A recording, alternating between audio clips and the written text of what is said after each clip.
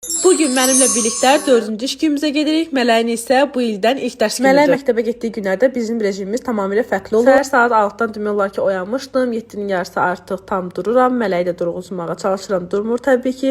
Özüm dururam, əzmi falan yuram. Ondan sonra bir qəşəng kofemi dəmləyirəm.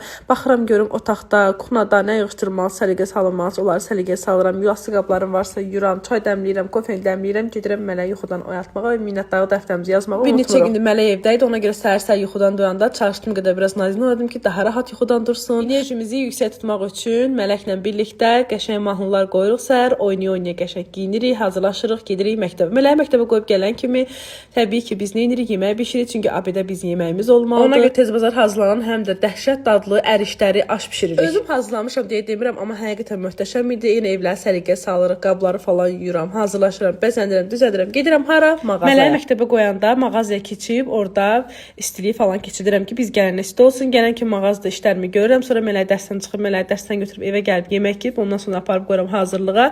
Yolüstü konfet alıram ki, sifarişlərimizi üzərində qoyaq. Bu arada kuryerimiz Ramindir. Mən qardaşımdan başqa heç kəsə etibar eləmirəm. Çox düzgün və səliqəli şəkildə sifarişlər çatdırıb. Bugün mağazaya mənə hədiyyələr gəlmişdi. Gördüyünüz çaşkalar, şirniyyatlar, hər birisi mağazaya hədiyyə gəlmişdi. Hər kəsə çox təşəkkür bildirirəm. Daha sonra mağazada bu günlər biraz saatlardan, ətir qablardan falan açırıqsa göstərirəm. Artıq axşam olur, mağazanı səliqəyə salıram, silirəm, süpürürəm, təmizləyirəm, gedirəm evə, evə də gəlirəm. O qədər acımışdım ki, təsəvvür edin gələn kimi necə aşı qabağımı qızdırıb bu qabla yemişəm, bilemiyorum artıq. Bir də videoda görürəm ki, mən aşı tava ilə qaşıyıram, evləri səliqəyə salıram, düzü çalışıram günləri səliqəli saxlayım, amma çatdıra bilmədiyim anlar olur. Daha sonra üzümü falan, makyajımı yuyuram, sizdən gələn mesajları oxuyub bugünkü günü belə sonlandırıram.